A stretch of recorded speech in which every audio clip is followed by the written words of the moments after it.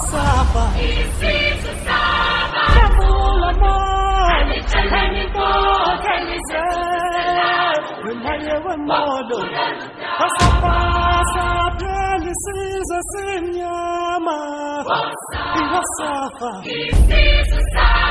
Kabula Mo, Heniko, Kalize, Wemaye Yakana, Pasapasa, Pelisiza Sinyama, Iwasafa,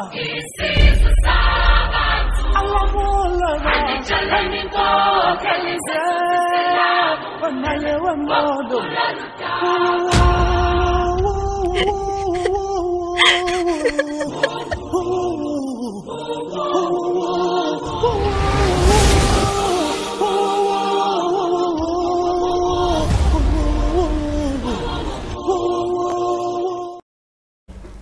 Un grand plaisir de nous retrouver encore. Merci beaucoup pour cet amour, merci beaucoup pour cette attention, merci beaucoup alors pour ces nombres de vues que à chaque fois que je diffuse l'émission, vous êtes nombreux pour suivre cette émission. Je reçois aujourd'hui un confrère, un analyste percutant, Eric Wemba. Avec lui, nous allons nous atteler sur l'actualité politique qui reste dominée par la nomination d'un nouveau Premier ministre.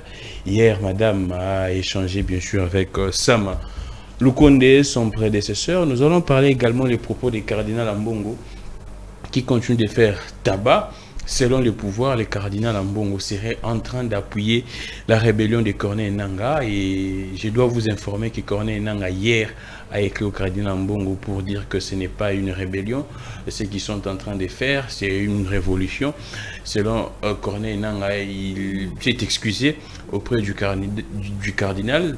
Ça pourrait être un problème.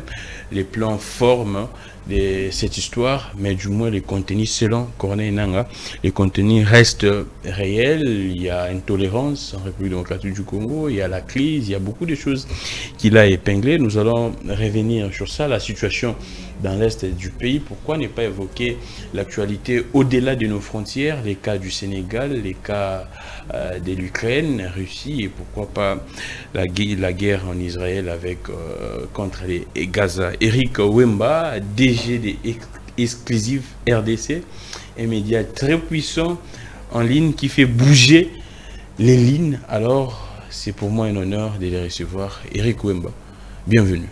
Bonjour Gramig, merci pour l'invitation. Et j'ai suivi de très loin et je constate que vous êtes en train de monter avec votre chaîne YouTube. Nous avions suivi et continue sur cet élan, vous avez notre soutien. Alors, Eric Wemba, sans plus tarder, comment vous jugez les propos du cardinal Ambongo, qui déclare haut et fort que la RDC n'a pas une armée? Est-ce les cardinals seraient en train de pécher? Les cardinals seraient en train de faire les lits pour le Rwanda? Ou vous pensez que c'est une observation normale étant que...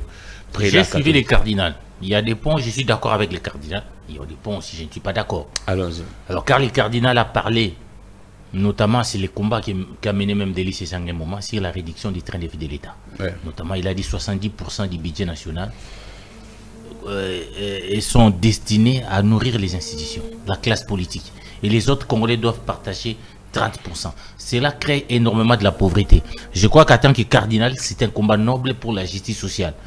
Tout le temps, on le dit, même à l'époque de Kabila, on continue à le dire que les institutions de la République consomment beaucoup d'argent. C'est comme ça, par exemple, qu'il y a perte de talent dans tous les domaines.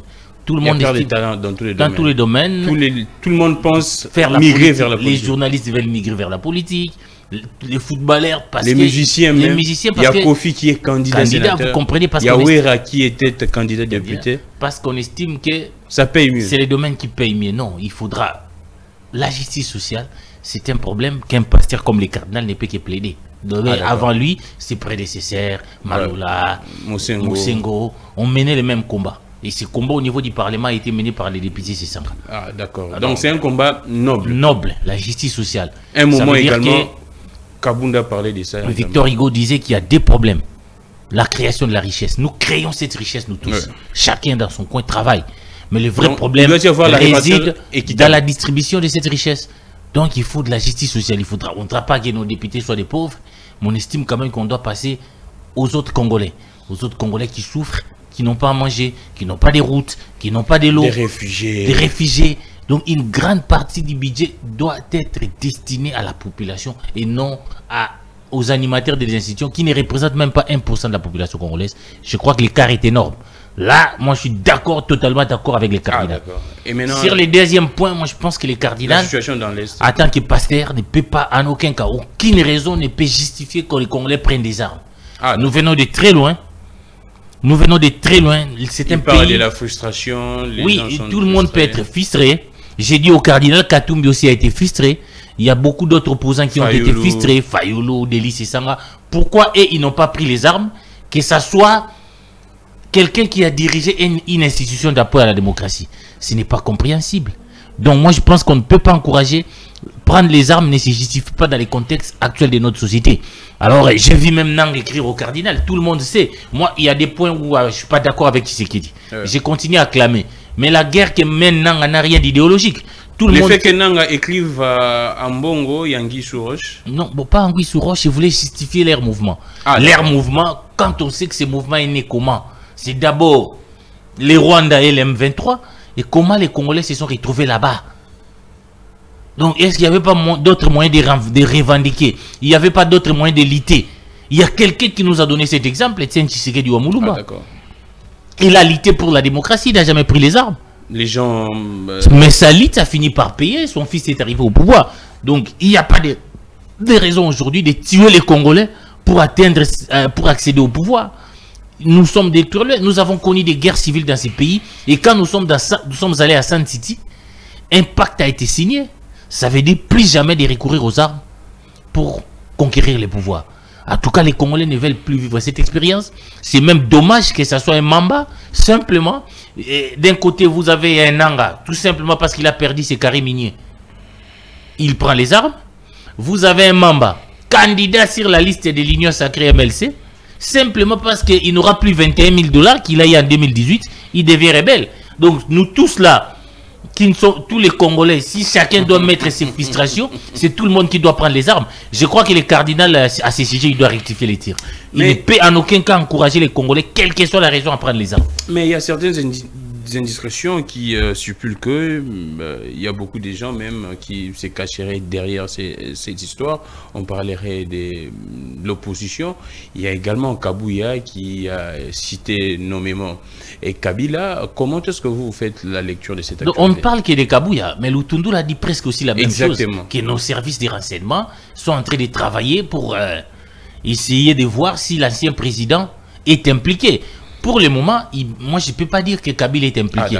Mais on ne peut pas empêcher à nos services de renseignement d'étudier s'il y a coalition entre Kabila et ces gens-là. Oui, bon, j'ai vu les porte-paroles du bureau politique du PPRD qui a démenti, qui a dit que c'est qui... Il y a Barbara Nzimbi également, les porte-paroles. Ils ont raison de démentir, mais je pense qu'au niveau du PPRD, au lieu de déclarer simplement l'auto-exclusion, il faut des radiations. Présent, aucun communiqué du PPRD. Oui, radiant ces gens. Mais donc, les PPRD s'expliquent en disant que quand d'autres membres ont quitté pour les caches, ou soit l'Union sacrée, il n'y avait pas de communiqué. Non, écoutez, quand les gens ont quitté les caches pour l'Union sacrée, nous sommes dans la dynamique politique. Mais quand les Congolais quittent pour aller prendre les armes, les partis doivent radier. Il faut des actes forts, radier toutes ces personnes-là. Ça sera vraiment dommage. Ça sera vraiment dommage que les coalitions soient établies entre Kabila et ces gens-là. Mais moi, je suis là. Parce que justement, là où on ne peut quand même ne pas comprendre, comment Maman Olive peut déclarer que mon mari revienne au pouvoir. Vous n'avez pas participé aux élections. Elle a même intercédé. Hein, elle a intercédé. En faisant des prières. Oui, elle va revenir au pouvoir par quel moyen? Il faut que Maman Olive nous dise. Parce que bien des constitutionnalistes... L'article 64, ça pourrait... Non, bien des constitutionnalistes estiment Kabila d'abord a créé des problèmes à ces gens. Si aujourd'hui les arrêts magiques, Kabila est pour quelque chose, ça veut dire qu'il refuse à ce que son parti puisse aller aux élections. Ça, c'est un fait. Et deuxièmement, ces gens-là, d'autres qui n'ont pas pu tenir, parce qu'ils ont... Vous savez, le PPRD a une seule difficulté. C'est un parti créé avec l'argent du pouvoir. Ça veut dire que c'est un parti qui n'a jamais été à l'opposition. Le PPRD est né, Kabila était président, un groupe de gens ont créé pour lui un parti politique. Donc c'est un parti depuis Vital Kamerhe qui a toujours été nourri par les mamelles du pouvoir. Maintenant qu'ils sont dans l'opposition, les Henri Magie ne savent plus retrouver. Ça peut se retrouver pire que quoi. Donc c'est un problème financier. Certains ont levé l'option. Bon, d'autres ont levé la plus mauvaise option, c'est d'aller prendre les armes et tuer nos frères congolais. Et Kabila, il est là, ou à l'Obakate. Non, en politique, on doit parler, on doit donner la ligne. Mais hier, j'ai reçu Pius ici, les confrères que vous entretenez des bonnes relations. Il a dit que si Kabila ne parlait pas, c'est parce qu'il est en train de respecter la loi portant statut des anciens chefs de l'État, qui l'oblige à un devoir de réserve. Non, donc la loi l'a dit quoi? Donc il va rester silencieux. Donc, je ne connais pas une telle loi qui peut... Il y a une différence entre les droits de réserve et les silences. Et non, c'est-à-dire qu'il y a des problèmes dans le pays. En principe, on aurait dû les consulter. Si j'étais en bonne relation avec celui qui l'appelait avant son frère de l'alternance. Il ne peut même pas de communiquer, même quand il y a mort d'homme, il y a... Ça veut dire que les silences qu'on observe là, il ne peut même pas donner la ligne à son parti. Nous faisons quoi? On ne va pas aux élections après.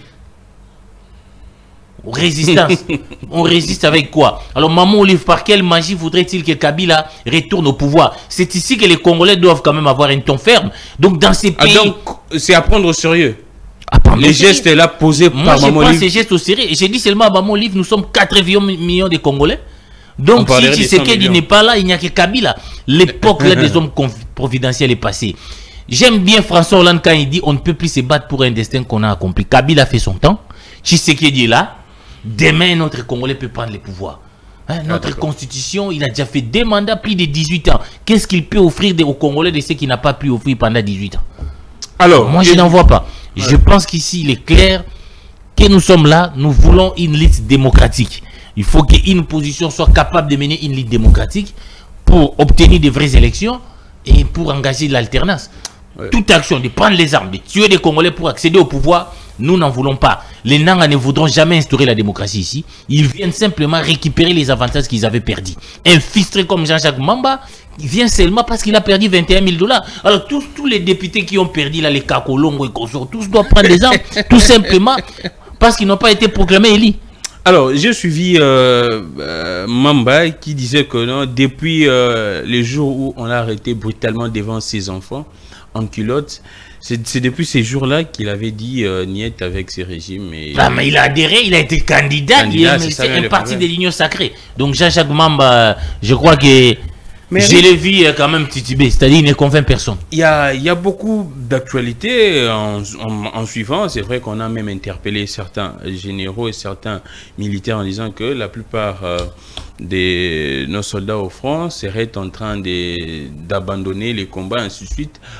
Quand le cardinal parle qu'il n'y a pas d'armée, vous, comment est-ce que vous pourriez analyser cette question quand il y a certains militaires arrêtés pour abandon des postes, si je pourrais dire comme ça, au front, ils fuient des combats? Vous, comment est-ce que vous je pense que on ne peut pas dénigrer notre armée comme ça. Ce n'est pas bon. Moi, je suis d'accord qu'il y a des problèmes au niveau de notre armée. Je suis d'accord qu'on donne des moyens à notre armée. Et je suis d'accord qu'on pose quand même la question au gouvernement de savoir quand même que les Congolais représentés au Parlement ont adopté une loi de programmation de 1 milliard de dollars pour donner à l'armée. Il doit y avoir des résultats. Il faut réformer l'armée. Il faut réformer l'armée. Parce qu'on a comme l'impression que ceux qui viennent au pouvoir, en Afrique généralement, même à l'époque de Kabila, ont toujours eu peur de créer une vraie armée. Parce craignant les coups d'État. Ça, c'est la réalité. Ça. Oui, donc, ceux qui viennent au pouvoir ont peur eux-mêmes de créer une véritable armée. Mettre en place une bonne armée. Ça veut dire qu'à l'époque de Kabila, on n'a jamais eu une armée. Une véritable armée. Mais nous, on s'entendait à ce que, avec la venue, l'arrivée de Jean-Pierre Bemba, que les choses changent apparemment. Donc les choses doivent changer. Il y a beaucoup de choses à restructurer au niveau de l'armée. Mais il ne me revient pas de dénigrer notre armée. Mais je connais quand même qu'il y a des problèmes qu'il faudra restructurer. Donner les moyens à nos militaires.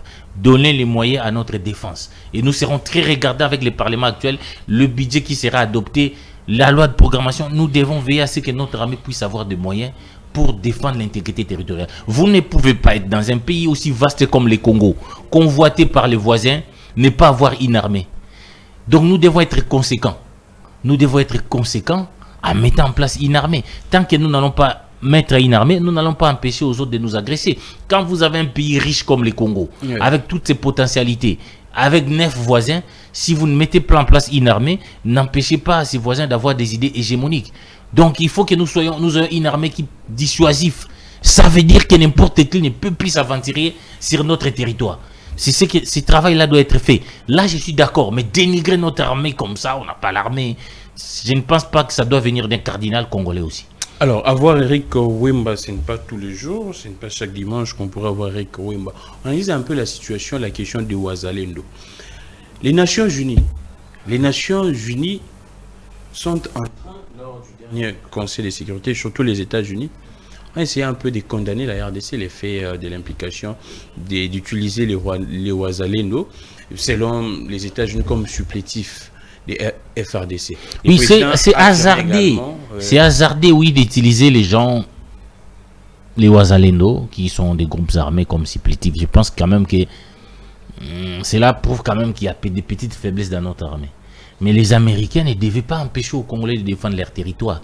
Ici, il s'agit du droit international. Donc, les États-Unis n'ont pas ce droit d'empêcher les Congolais de défendre. Parce qu'ici, il s'agit d'un pays, les Rwanda. C'est la souveraineté. Il s'agit d'un pays qui s'appelle les Rwanda, qui a violé les droits internationaux. C'est là où on devait commencer. Ils ont trouvé des Congolais.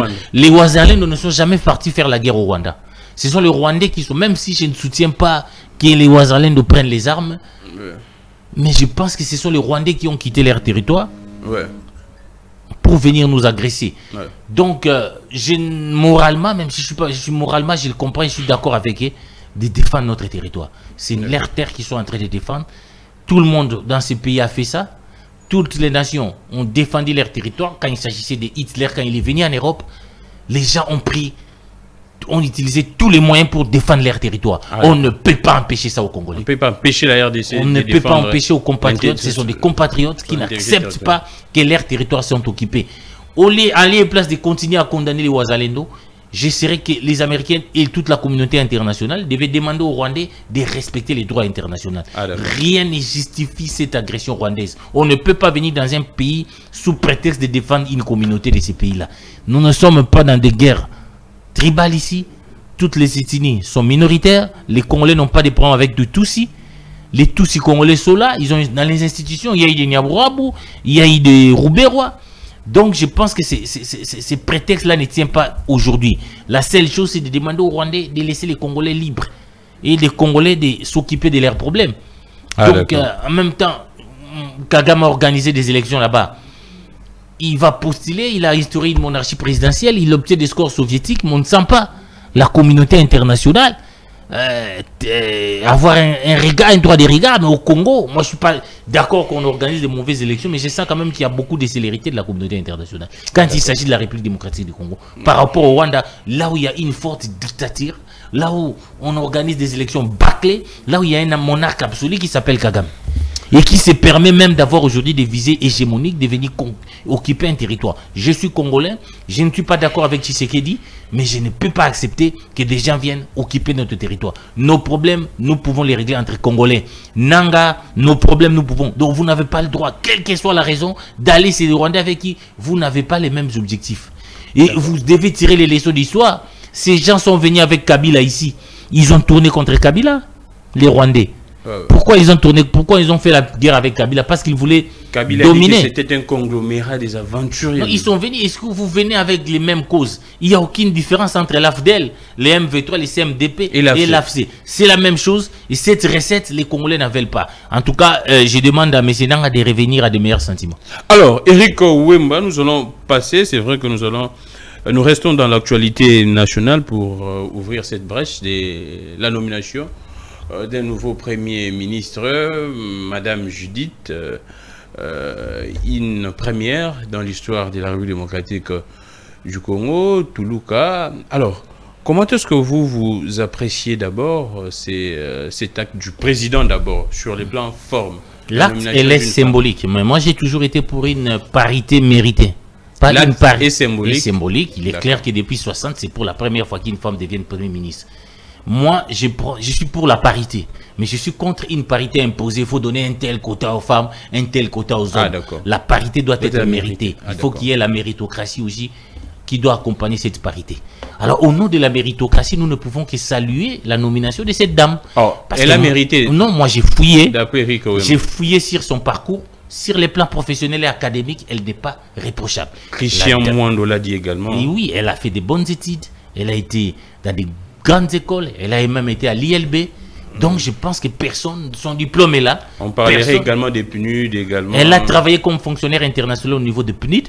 Je pense que son parcours est là. Elle a été ministre du plan.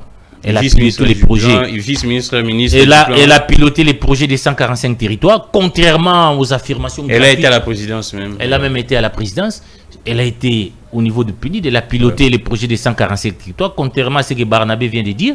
Les représentants de PNUD en RDC ont donné un autre témoignage. Nous l'avions suivi. Les représentants de PNUD en RDC n'est pas les maris, l'époux. Non, en tout cas, non. Barnabé, je sais pas. Madame les premiers. Non, je sais pas de quoi Barnabé. Vous savez, c'est bon, non, il faut quand même qu'on soit sérieux. Je crois qu'entre les pour et les contre, il y a les séries.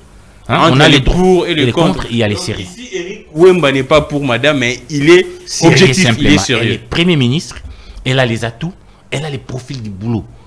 Elle a une formation professionnelle acquise, elle a été professionnelle, elle a un parcours professionnel irréprochable, académique, elle a été ministre du plan, elle a été conseillère au niveau de la présidence, maintenant elle est au Matignon congolais.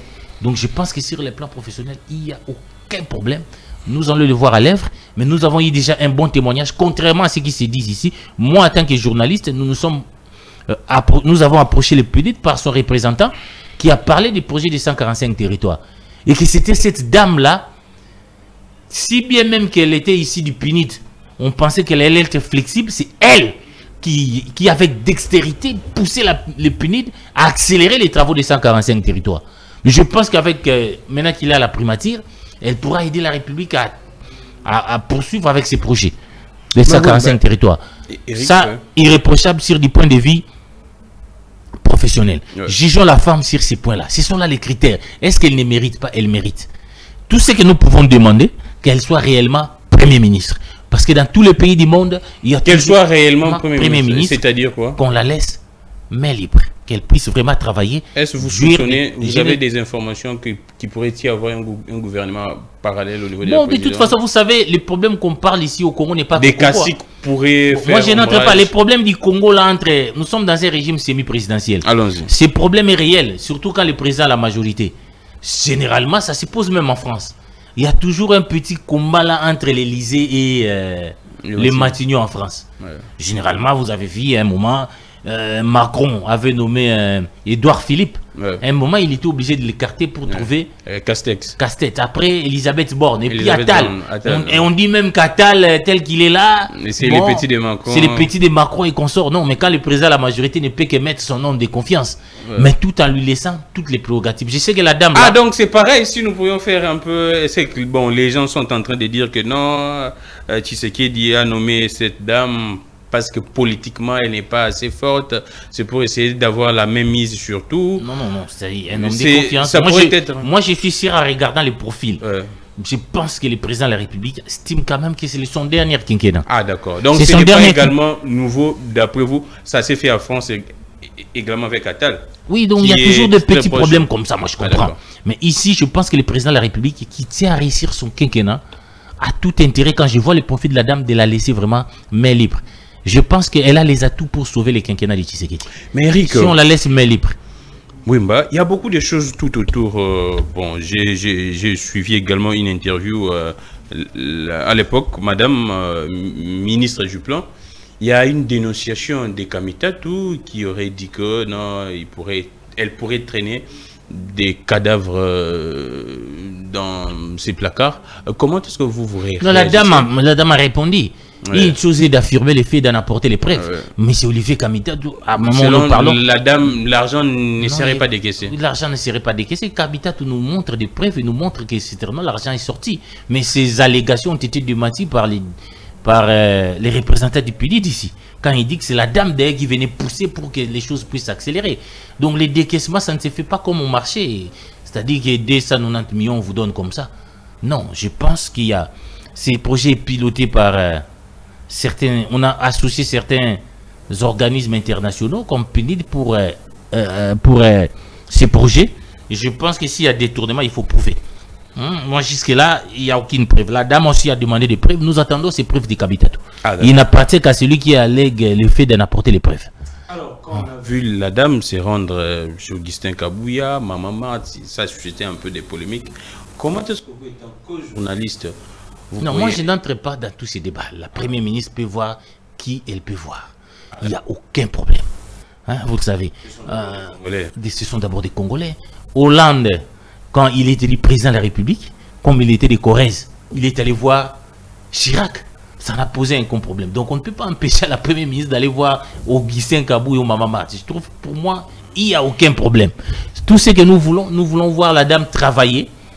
Et nous plaidons pour qu'on la laisse main libre pour qu'il puisse sauver les quinquennats de Tshisekedi. Elle a les atouts, moi j'estime, pour sauver les quinquennats de Tshisekedi. J'ai entendu même un débat indécent que je n'aime pas faire. Lequel? Sur les origines de la dame. Exactement, je voudrais même aller. Je crois qu'à un moment donné, il faut rehausser les débats. On parlerait que on ne peut pas être là. Hier, on a combattu la loi sur la congolité, parler sur les origines déjà. Avec des mensonges grossiers. On a hier des gens qui aujourd'hui s'attaquent à la nationalité. Ce sont ceux-là qui ont combattu la congolité hier.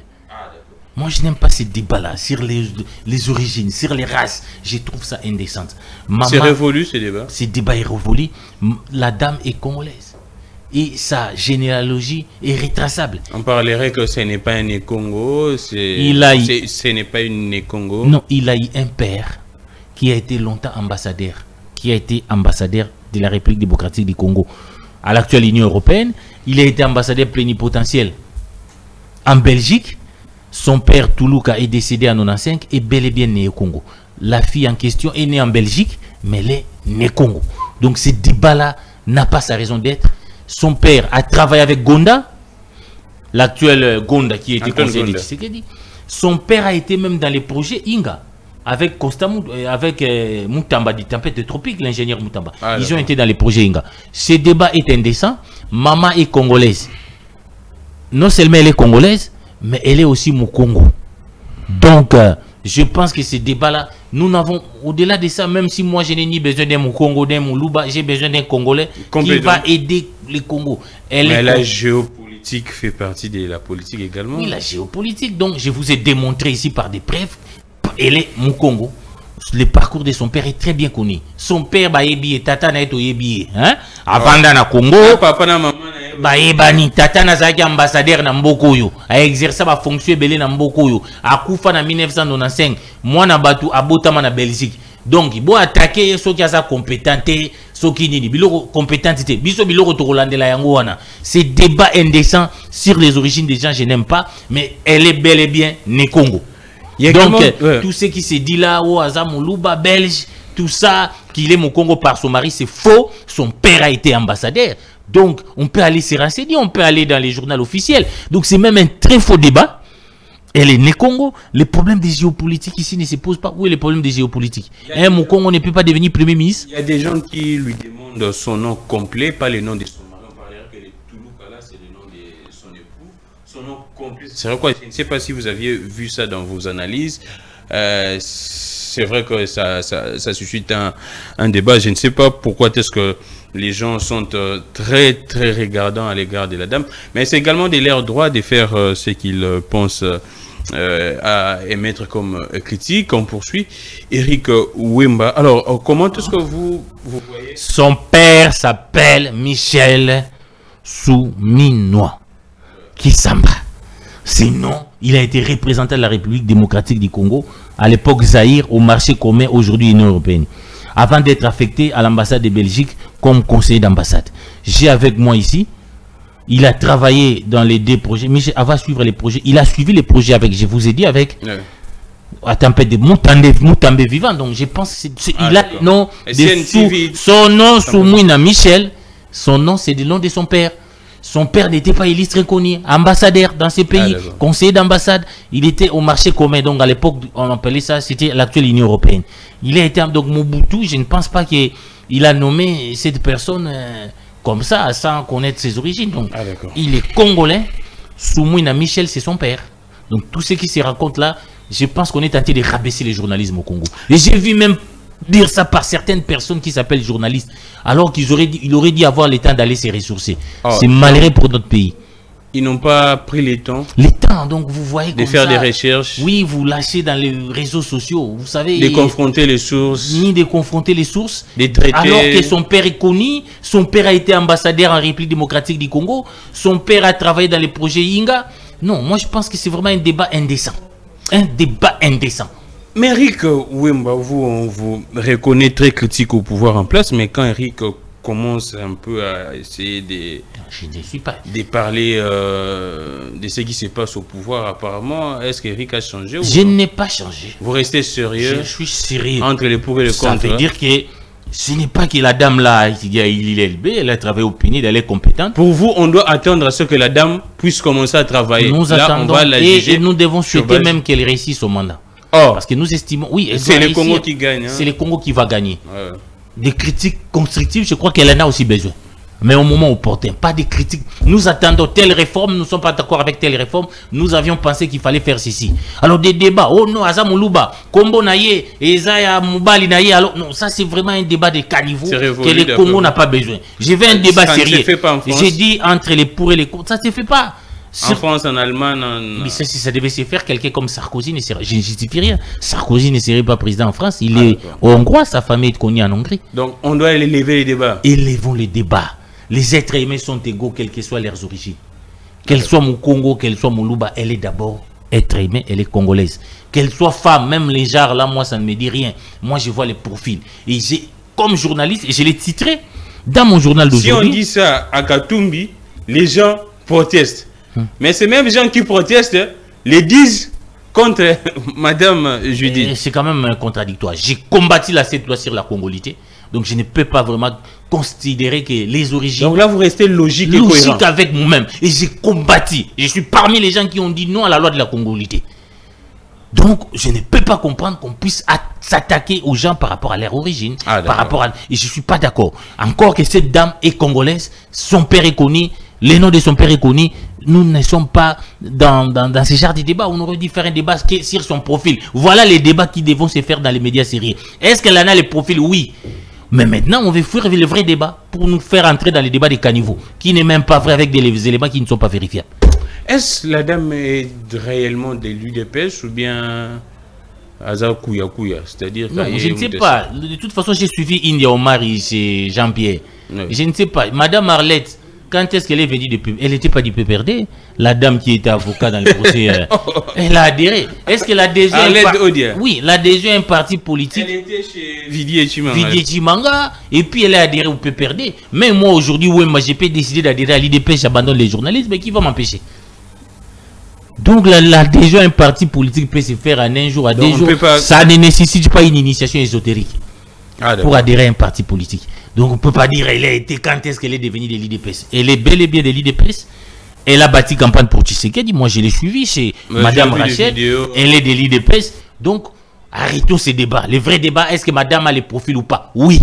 Mais on clôt ces chapitres. Avec quoi, dans quel secteur Madame pourrait s'atteler pour donner des bonnes impressions dans les 100 jours qui suivent? Non, elle a été au ministère des Plans. Je crois qu'il connaît les vrais problèmes du Congo maintenant. D'accord. Il y a des vrais problèmes sur les plans économiques. Nous avons besoin de réformes courageuses pour sortir de cette situation.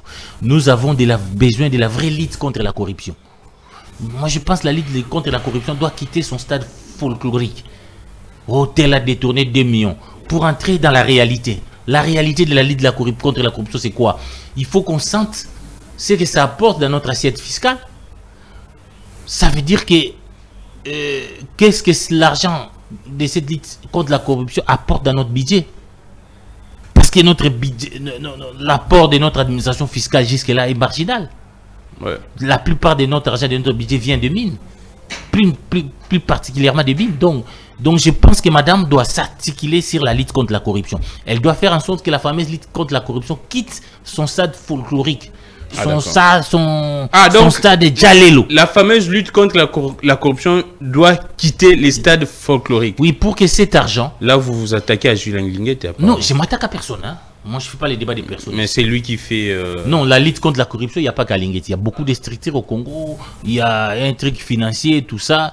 Hein, les centres financiers. Tous ces organismes-là qui s'appellent l'IGF, qui font un travail que nous avions remarqué. Mais nous estimons qu'il faut aller plus loin. Pour que nous voyons vraiment qu'est-ce que cet argent qu'on récupère dans la lutte contre la corruption apporte à notre budget. Sinon, c'est du folklore, c'est ce que j'ai dit. Alors, il ne faut pas me dire que moi, je ne suis pas attaqué. On finit, on clôt ces débats. D'après vous, vous aviez mené des recherches sur la dame. Entre la dame et Samalou Kondé, est-ce qu'on a avancé en termes de compétences? Est-ce qu'elle ferait mieux que Samalou Kondé? Je ne sais pas, je ne connais pas bien. Vous savez, les parcours. Le travail de Samalou Kondé. Le parcours de Sam est un peu flou, je ne sais pas. Le parcours de Sam. La chimie à l'université de Lubumbashi. Non. Contrairement, parce que nous avions cherché, on a dit qu'il a été à Lubumbashi. Il a été même après ses études primaires et secondaires. Pendant une période, il est allé en Afrique du Sud où il était distributeur des télévisions numériques. Qui? Samalou Kondé. Moi, je ne connais pas bien son parcours. Excusez-moi, je ne connais pas bien son parcours. Donc, le parcours de la dame est mieux que... Elle n'a pas été à la hauteur de la tâche. Sam n'a pas été à la hauteur de la tâche. C'était plus un commissaire d'État. Je constate, parce que les témoignages que j'ai reçus au niveau de PNUD, on dit que madame, c'est vraiment une femme de caractère qui faisait pression au PNUD pour qu'on libère des moyens, pour qu'on puisse faire les projets des Sam. Ce qui fréquente la dame, c'est une dame de caractère. Nous pensons qu'elle va amener ces mêmes qualités pour permettre à la République d'avancer. Sam a fait ce qu'il a pu faire, mais il n'a pas été à la hauteur d'un premier ministre. Alors, on finit l'émission avec vous, Eric Wemba. On parle de l'élection des gouverneurs et des sénateurs. On évoquerait la corruption. D'ailleurs, il y a des gens... il y a Godem Boyi qui a même conseillé au président de mener des réformes pour essayer un peu... Non, les réformes ont été menées. De nommer les réformes ont été des gouverneurs au lieu les réformes ont été menées, mais malheureusement ces réformes n'ont pas été prises en compte, n'ont pas été adoptées. G13 avait proposé certainement des réformes pour mettre fin à la lutte contre la corruption. On ne doit pas se réveiller à la veille pour dire comment lutter contre la corruption. D'emblée, depuis le début de la législative, on devait y penser. Il y a G13 avec ses sangs à Lokondo qui ont voulu apporter des réformes, qui même pour les gouverneurs et les sénateurs, ils ont estimé que ça devait passer au suffrage direct. C'est-à-dire la population. Pas la population, ça veut dire que moi, je suis candidat député provincial. Dès que je dépose ma candidature, je déclare déjà c'est lui qui sera mon candidat, gouverneur ou sénateur. C'est quand on arrive dans la salle, on va maintenant voir qui sont ces candidats qui ont été sur la liste. Et la population qui vote, Gramic doit déjà savoir que mon gouverneur, c'est celui-ci. Et on aurait dû éviter ce qu'on arrive. Malheureusement, on n'a pas accepté toutes ces réformes. Nous en sommes là. Donc je pense que les réformes de Godem Boyi n'ont pas sa raison d'être. Mobutu a nommé des gouverneurs, ça ne nous a pas amené vers les bonheurs. Nous avions choisi la décentralisation. Il faudra simplement recadrer, accepter des vraies réformes, pas celles qui consistent à donner au président trop de pouvoir de commencer à nommer des gouverneurs. Moi, je ne suis pas d'accord avec Godem Boyi sur ce point. Ah, d'accord. Merci beaucoup, Eric Wemba. Nous sommes vraiment à la fin. Un journaliste pétri des talents avec des arguments toujours solides que l'opinion congolaise adulte. Eric Wemba est venu pour essayer de recadrer certaines choses sur base de ses investigations, sur base de ses analyses. Eric Wemba a remis les pendules à l'heure. Alors, merci beaucoup. On se retrouve prochainement avec un nouvel invité. Je pense que nous allons chercher Yves Bouya s'il est de retour. Nous allons chercher également qui encore Nico Fall. On doit les prendre également et d'autres confrères. Merci beaucoup à l'équipe technique. J'apporte mon soutien à Mike Mukebayi qui doit être libéré. Mike Mukebayi n'a rien fait. C'est un innocent, un prisonnier politique. Mike Mukebayi doit être libéré. Merci beaucoup à vous. Merci pour cet amour. Vous vous abonnez déjà massivement à notre chaîne YouTube Politique IA Congo et TV. Compte Twitter également Kamik N. Je sais que vous aimez tant, que les dieux de toutes les inspirations continuent de nous inspirer et de vous inspirer également. Ah, je vous promets, je dois voir Ardan à Kabambi. La prochaine émission sera avec Ardan Kabambi que je salue. Merci beaucoup et au revoir.